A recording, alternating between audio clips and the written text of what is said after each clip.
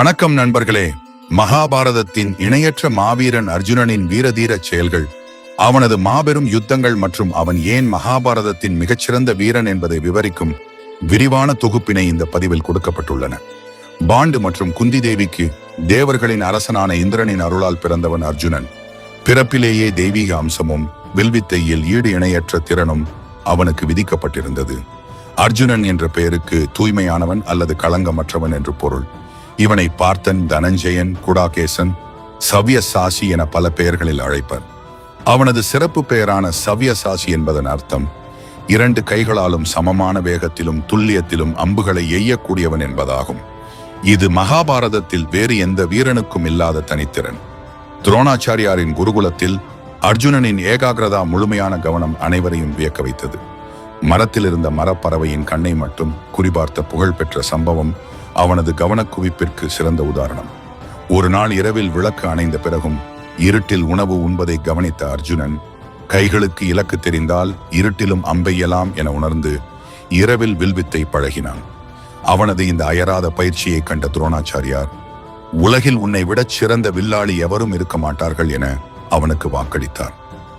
அர்ஜுனன் ஏன் சிறந்தவன் என்றால், அவன் வெறும் திறமையாளர் மட்டுமல்ல, கர்வம் இல்லாதவன், தர்மத்தின் பக்கம் நிற்பவன், எந்நேரமும் தன் திறனை மேம்படுத்திக் கொள்ள தயங்காதவன். பகவான் கிருஷ்ணர் தன் உற்ற நண்பனாகவும் பகவத்கீதையை உபதேசிக்க தகுதியானவனாகவும் அர்ஜுனனை தேர்ந்தெடுக்க அவனது இந்த தூய்மையான குணமே காரணம். அர்ஜுனனும் கிருஷ்ணரும் முற்பிறவியில் நரநாராயண ரிஷிகள் ஆவர். நரன் என்னும் மனிதனும் நாராயணன் என்ற இறைவனும் இணைந்தால் அந்த சக்தி தோற்கடிக்க முடியாதது.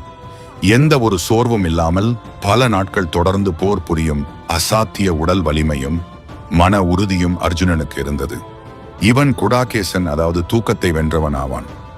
துரோணாச்சாரியாருக்கு குரு தட்சணை அளிக்க பாஞ்சால நாட்டு மன்னன் துருபதனை வீழ்த்த வேண்டியிருந்தது. கௌரவர்கள் தோற்று திரும்பிய நிலையில் அர்ஜுனன் ஒற்றை ஆளாகச் சென்று துருபதனையும் அவனது படையையும் தோற்கடித்து குருவின் முன் நிறுத்தினான். இந்த முதல் மாபெரும் வெற்றி கௌரவர்களுக்கும் பாண்டவர்களுக்கும் இடையிலான பகையை மேலும் தீவிரமாக்கியது. அர்ஜுனனின் புகழ் பாரதம் முழுவதும் பரவத் தொடங்கியது. அரக்கு மாளிகை சதிக்கு பின் மாறுவேடத்தில் வாழ்ந்த பாண்டவர்கள் பாஞ்சாலம் சென்றனர். அங்கு மேலே சுழலும் மீனின் கண்ணை கீழே உள்ள நீரை பார்த்து குறிபார்த்து திரௌபதியை வென்றான் அர்ஜுனன். ஒரு பிராமணன் சுயம்பரத்தில் வென்றதை ஏற்க மறுத்து கர்ணன், சல்லியன் உள்ளிட்ட மாமன்னர்கள் அனைவரும் திரண்டு வந்து தாக்கினர். பிராமண வேடத்தில் இருந்த அர்ஜுனன் தன்னிடமிருந்த சாதாரண வில்லை கொண்டே இந்தியாவின் மாபெரும் மன்னர்கள் அனைவரையும் தனி ஆளாக எதிர்கொண்டு தடுத்து நிறுத்தினான். அர்ஜுனனின் அசாத்திய வில்வித்தையை கண்ட கர்ணன், நீ பரசுராமரா அல்லது இந்திரனா என்று வியந்து அவனிடம் சண்டையிடுவதை தவிர்த்து பின்வாங்கினான். அக்கினி தேவனின் பசியை தீர்க்க பாண்டவர்கள் ஆண்ட இந்திரபிரஸ்தத்தின் அருகில் இருந்த காண்டவ வனத்தை எரிக்க அர்ஜுனனும் கிருஷ்ணரும் உதவினர். இந்த போரின் தொடக்கமாகவே வருணதேவன் அர்ஜுனனுக்கு பிரபஞ்சத்தின் மிகச் சிறந்த வில்லான காண்டீபம் மற்றும் அம்புகள் குறையாத 2 அம்புரா தூணிகளை வழங்கினார். வருணனிடமிருந்து மனவேகத்தில் செல்லக்கூடிய 4 வெள்ளை குதிரைகள் பூட்டப்பட்ட அனுமன் கொடியை கொண்ட கபித்வஜம் எனும் தெய்வீக ரதத்தையும் அர்ஜுனன் பெற்றான். தட்சகன் என்ற பாம்பை காப்பாற்ற சாட்சாத் தேவேந்திரன் பெருமழையை பெய்வித்தார். அர்ஜுனன் தன் அம்புகளால் வானில் ஒரு மாபெரும் குடையை அமைத்து மழையை தடுத்தான். இந்திரன், அக்னி, வருணன், யமன் என அனைத்து தேவர்களையும் நாகர்களையும் யக்ஷர்களையும் ஒரே நேரத்தில் அர்ஜுனன் தனித்து நின்று எதிர்த்து தோற்கடித்தான். அர்ஜுனனின் வீரத்தை கண்டு மகிழ்ந்த இந்திரன் அவனுக்கு பல திவ்ய அஸ்திரங்களை வழங்கினார். இது அர்ஜுனனை தேவர்களுக்கும் நிகரான வீரனாக உயர்த்தியது. காண்டவ வனத்தில் தீயில் சிக்கிய மயன் என்ற அசுரனை அர்ஜுனன் காப்பாற்றினான். அதற்கு கைமாறாக மயன் உலகமே வியக்கும் மயசபா என்ற மாளிகையை பாண்டவர்களுக்கு கட்டி கொடுத்தான். யுதிஷ்டிரர் சக்கரவர்த்தியாக பதவி ஏற்கும் ராஜசூய யாகத்திற்காக வடக்கு திசை நோக்கி மாபெரும் திக்விஜய படையெடுப்பை அர்ஜுனன் தொடங்கினான். வடக்கில் இருந்த வலிமை மிக்க மன்னரான பகதத்தன் என்பவரை பல நாட்கள் நடந்த கடுமையான போரில் தோற்கடித்தான். குலிந்தர்கள், அனர்த்தர்கள், காஷ்மீரர்கள் என பல்வேறு வலிமை வாய்ந்த மலைவாழ் மற்றும் வடநாட்டு அரசர்களை வென்று கப்பம் கட்டச் செய்தான். எந்த ஒரு மன்னனும் கொண்டு வராத அளவு அளப்பரிய செல்வங்களை இந்த திக்விஜயத்தின் மூலம் கொண்டு வந்ததால் அவனுக்கு தனஞ்சயன் என்ற பெயர் நிலைத்தது. தேவையற்ற இரத்த களரியை தவிர்த்து தன் வீரத்தின் மூலம் பல மன்னர்களை பாண்டவர் படைக்கு ஆதரவாக மாற்றிய அவனது ராஜதந்திரம் அபாரமானது. சூதாட்டத்தில் நாட்டை இழந்த பாண்டவர்கள் 12 ஆண்டுகள் வனவாசம் மற்றும் 1 ஆண்டு அஞ்ஞாதவாசம் செல்ல நேர்ந்தது.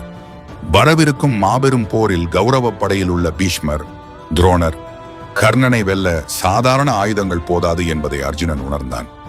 வியாசரின் அறிவுரையின்படி சிவபெருமானை நோக்கி தவம் செய்து பாசுபதாஸ்திரம் பெற அர்ஜுனன் இமயமலைக்கு தனித்து பயணம் மேற்கொண்டான். அர்ஜுனன் தவம் செய்து கொண்டிருந்த போது மூகாசுரன் என்ற அரக்கன் காட்டுப்பன்றி உருவில் அவனை கொல்ல வந்தான். அர்ஜுனன் ஒரு அம்பையும், அதே நேரத்தில் வேடன் உருவில் வந்த சிவபெருமான் ஒரு அம்பையும் பன்றியின் மீது எய்து அதை கொன்றனர்.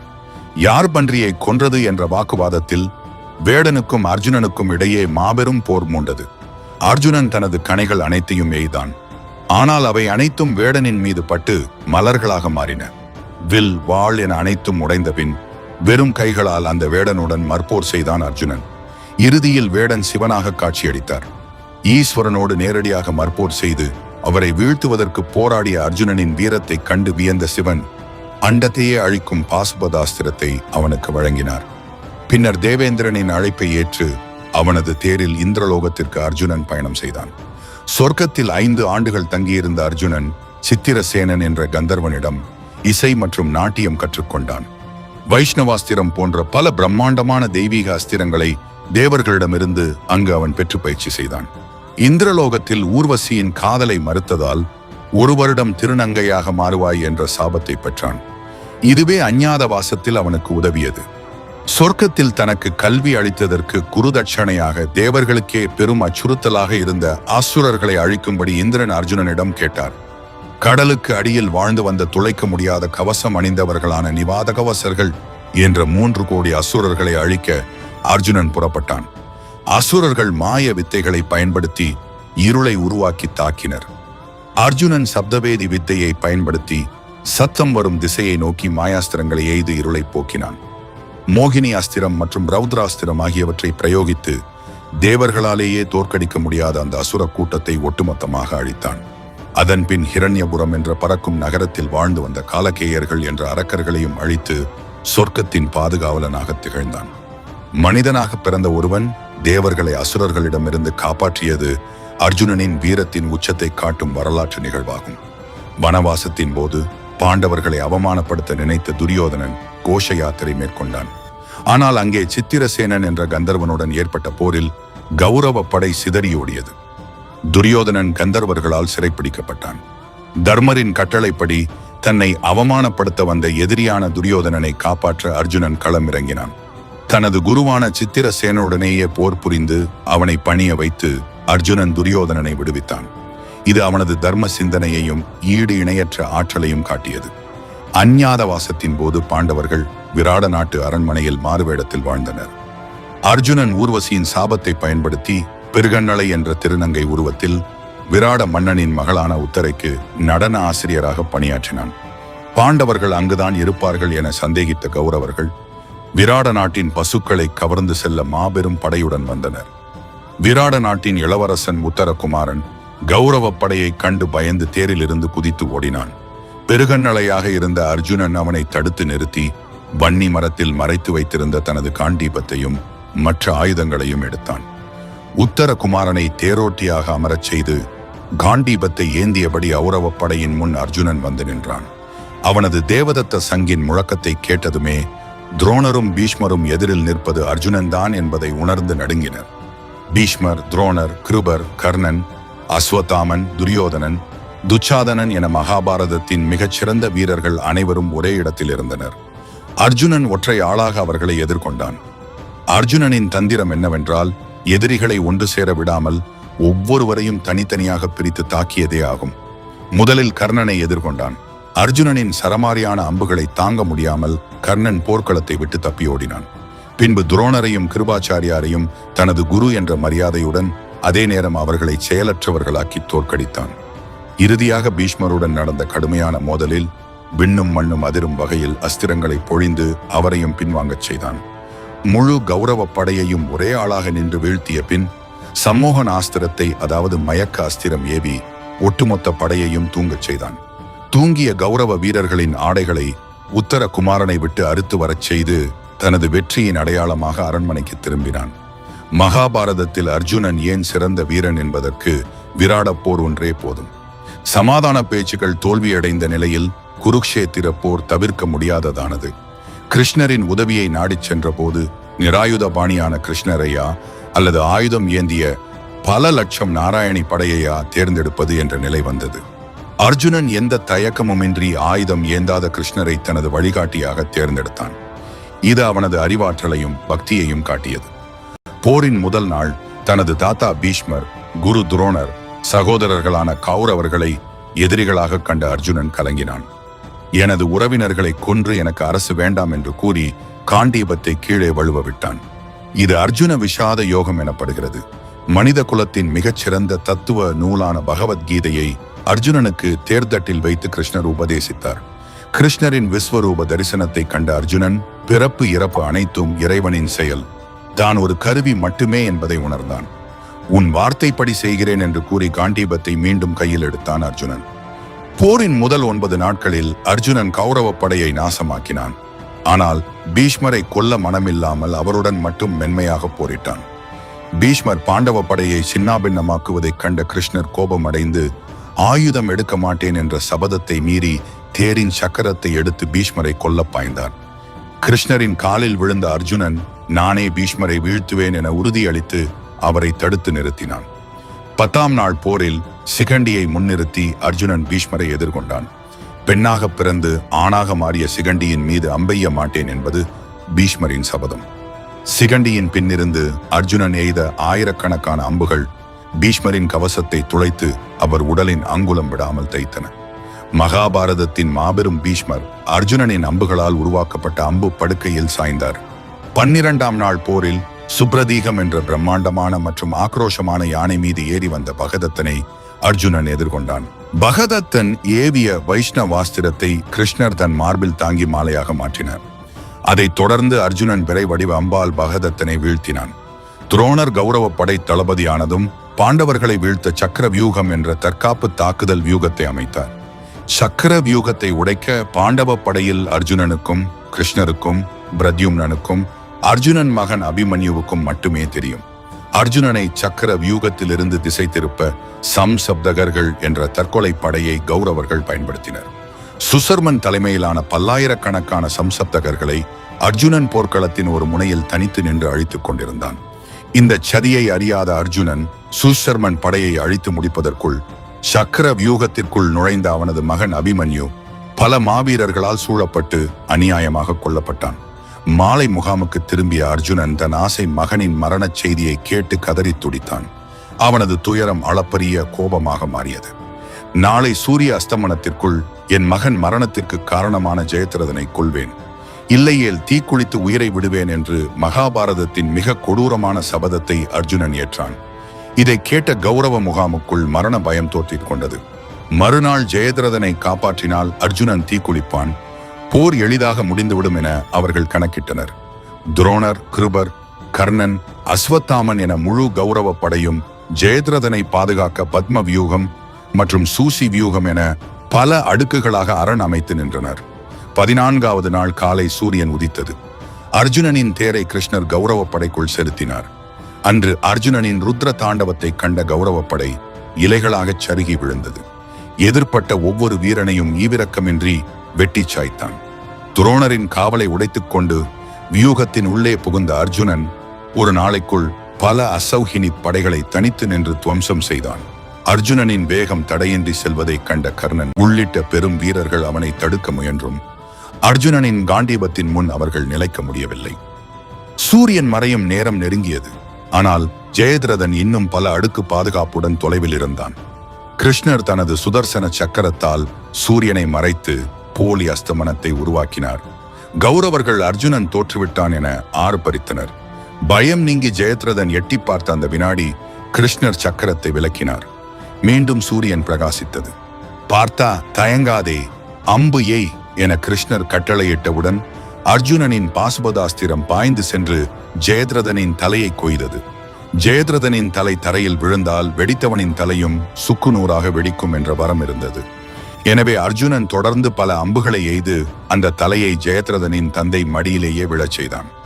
ஒரே நாளில் மாபெரும் படையையும் வியூகங்களையும் உடைத்து தன் சபதத்தை நிறைவேற்றிய அர்ஜுனனின் இந்த 14ஆம் நாள் போர் மகாபாரத போரின் மிகச்சிறந்த நாளாகவும் அவனது வீரத்தின் உச்சமாகவும் போற்றப்படுகிறது. ஜெயத்ரதனின் மரணத்திற்கு பிறகு கௌரவப்படை விதிமுறைகளை மீறி இரவிலும் போரை தொடர்ந்தது. இருளில் அரக்கனான பீமனின் மகன் கடோத்கஜனின் அட்டகாசம் எல்லை மீறியது. கௌரவப்படையை காக்க கர்ணன் தன்னிடமிருந்த இந்திரனின் வாசவி சக்தி ஆயுதத்தை கடோத்கஜன் மீது ஏவிக் கொன்றான். அந்த ஆயுதம் அர்ஜுனனை கொல்ல கர்ணனால் பாதுகாத்து வைக்கப்பட்டிருந்தது. இதனால் அர்ஜுனனுக்கு கர்ணனால் இருந்த மிகப்பெரிய ஆபத்து நீங்கியது. இதுவும் கிருஷ்ணரின் ராஜதந்திரங்களில் ஒன்றாகும். 15ஆம் நாள் போரில் துரோணாச்சாரியார் ஆக்ரோஷமாக போரிட்டார். அஸ்வத்தாமன் என்ற யானை இறந்ததை தன் மகன் இறந்ததாக எண்ணி அவர் ஆயுதங்களை கீழே போட்டார். நிராயுதபாணியாக தியானத்தில் அமர்ந்திருந்த தன் குருவான துரோணரின் தலையை திருஷ்டத்யும்னன் வெட்டியதை அர்ஜுனனால் தாங்கிக் கொள்ள முடியவில்லை.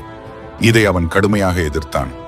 16 மற்றும் 17ஆம் நாள் போர்களில் கர்ணன் கௌரவ படையின் தளபதியாக பொறுப்பேற்றான்.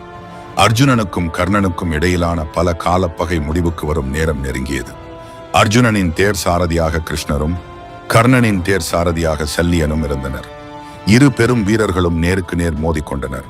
விண்ணும் மண்ணும் அதிரும் வகையில் இருவரும் திவ்ய அஸ்திரங்களை மழையாக பொழிந்தனர். ஒருவரின் அஸ்திரத்தை மற்றொருவர் முறியடித்து சமமாக போரிட்டனர். கர்ணன் அர்ஜுனனை குறிவைத்து நாகாஸ்திரத்தை பிரயோகித்தான். அது அர்ஜுனனின் கழுத்தை குறிவைத்து சீறி பாய்ந்தது.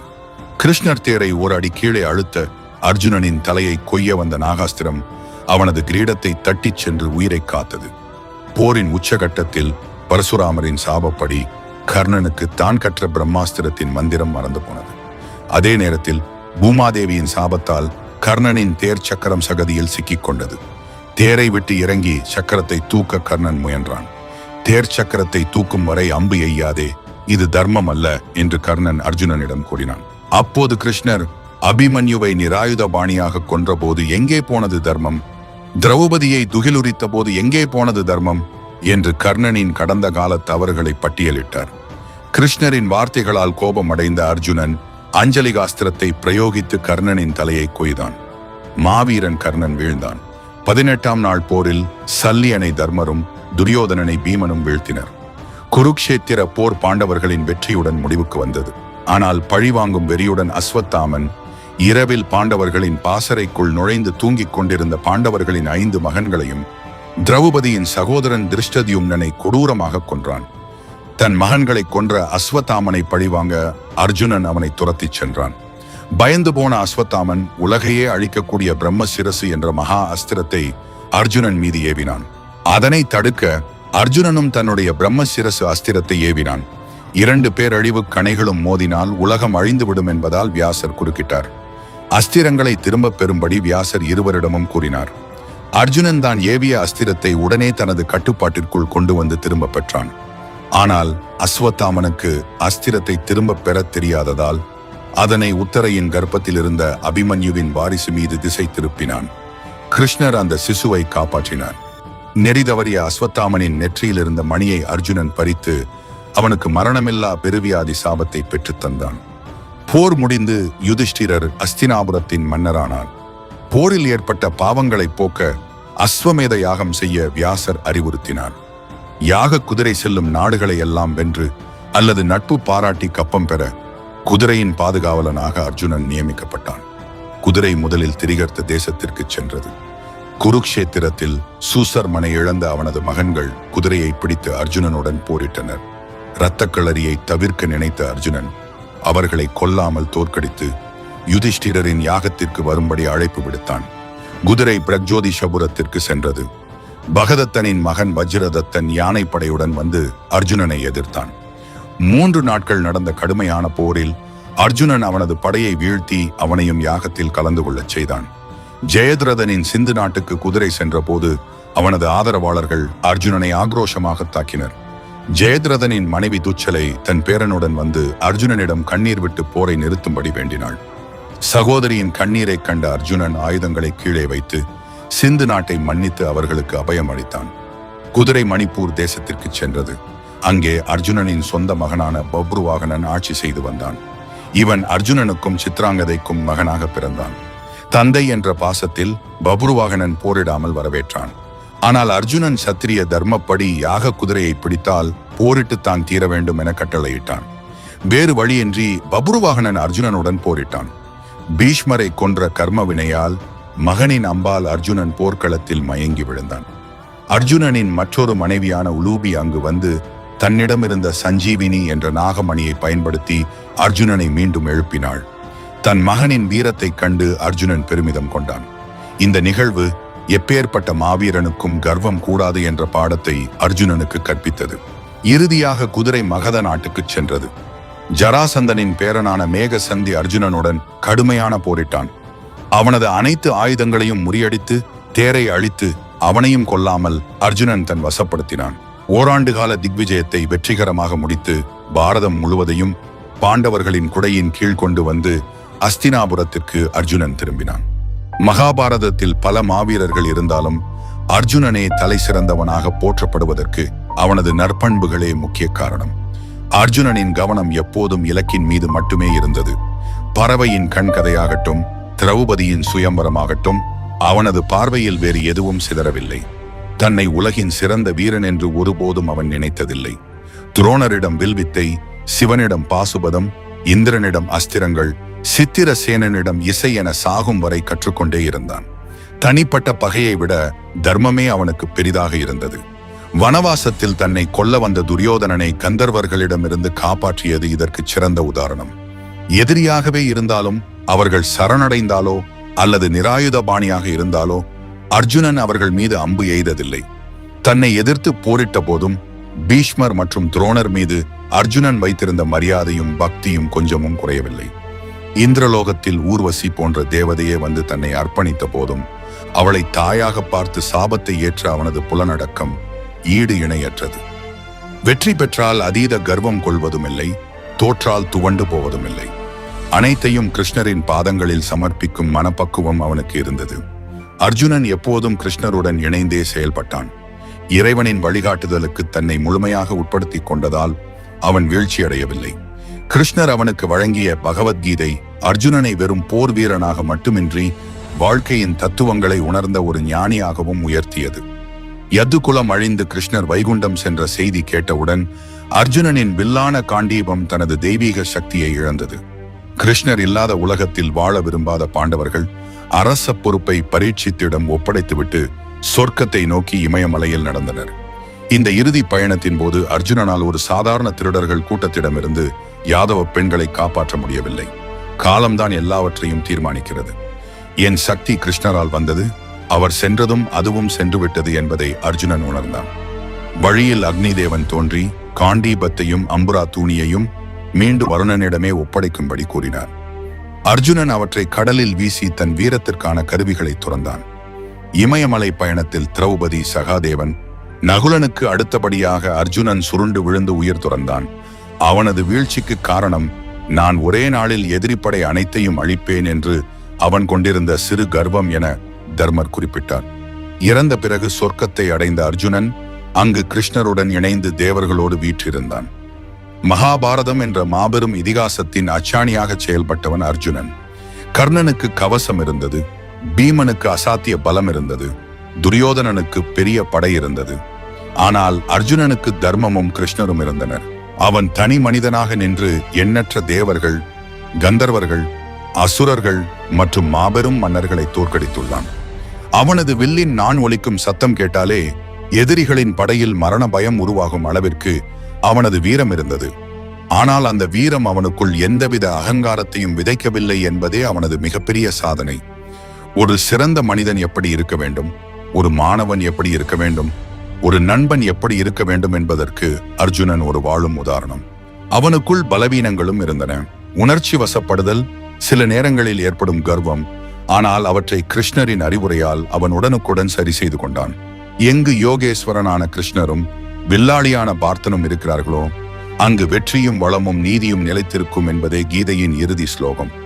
அர்ஜுனனின் மகா யுத்தங்கள் வெறும் வெற்றிகள் அல்ல, அவை தர்மத்தை நிலைநாட்டுவதற்காக செய்யப்பட்ட மாபெரும் யாகங்கள். தனது சுயநலத்திற்காக அவன் எந்த போரையும் தொடங்கவில்லை. கடமைக்காகவும் நீதிக்காகவும் மட்டுமே அவன் காண்டீபத்தை ஏந்தினான்.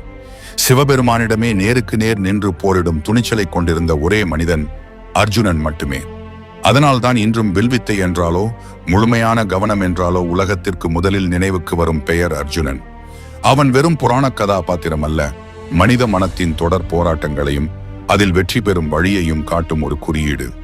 அவனது அம்பு படுக்கை விராடப் போர், காண்டவ வனப்போர், சிந்து நாட்டுப் போர் என ஒவ்வொரு யுத்தமும் ஒவ்வொரு தந்திரத்தை உலகிற்கு கற்பிக்கிறது.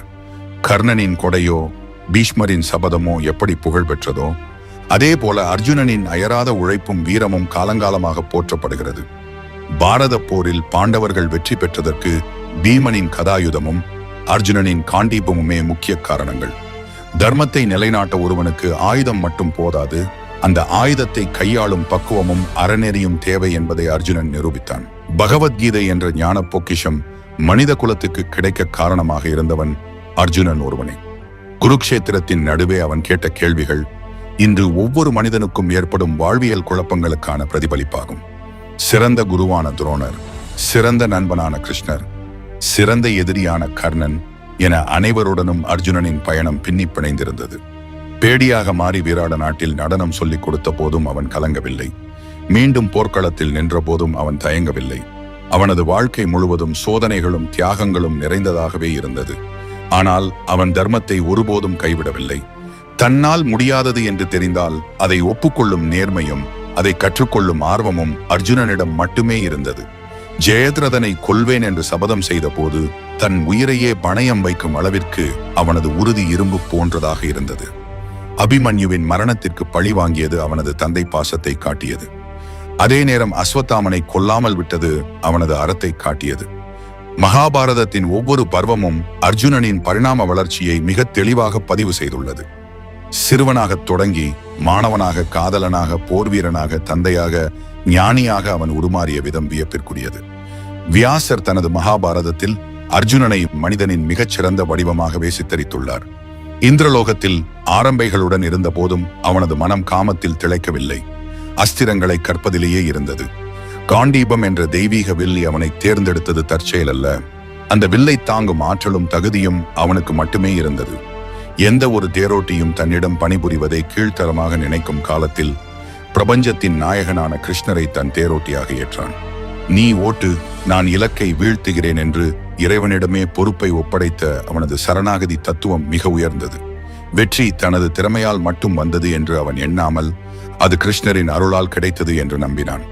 அவனது மாபெரும் யுத்தங்களும் ஒவ்வொரு கட்டத்திலும் அவனது திறனை உலகிற்கு பறைசாற்றும் சோதனைகளாகவே அமைந்தன. உலகில் உள்ள அனைத்து வில்லாளிகளுக்கும் இன்றும் ஒரு மானசீக குருவாக அர்ஜுனன் திகழ்கிறான். அவனது பெயர் இந்திய வீரத்தின் மற்றும் விளையாட்டின் உயரிய விருதாக அர்ஜுனா விருது என இன்றும் வழங்கப்படுவது அவனது புகழுக்கு சான்று. தர்மம் வீழும் போதெல்லாம் அதை தூக்கி நிறுத்த இறைவனுக்கு ஒரு கருவி தேவைப்படுகிறது. மகாபாரதத்தில் அந்த கருவியாக செயல்பட்டவன் அர்ஜுனன். ஒரு சிறந்த வீரன் வாளை உருவுவதில் அல்ல, அதை எப்போது உரையிலிட வேண்டும் என தெரிந்து கொள்வதில் தான் இருக்கிறான் என்பதை அவன் வாழ்ந்து காட்டினான்.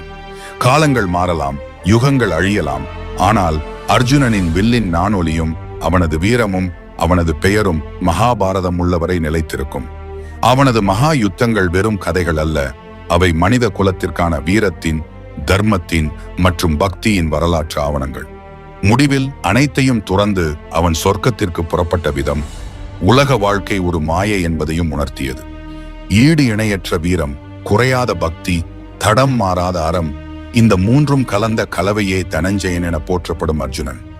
இதனாலேயே அவன் மகாபாரதத்தின், ஏன் ஒட்டுமொத்த இதிகாசங்களின் மிகச்சிறந்த வீரனாக கொண்டாடப்படுகிறான். இந்த வீடியோ உங்களுக்கு பிடித்து இருந்தால் லைக் செய்யுங்கள். மேலும் இது போன்ற சுவாரஸ்யமான தகவலுக்கு நமது சேனலை சப்ஸ்கிரைப் செய்யுங்கள். நன்றி, வணக்கம்.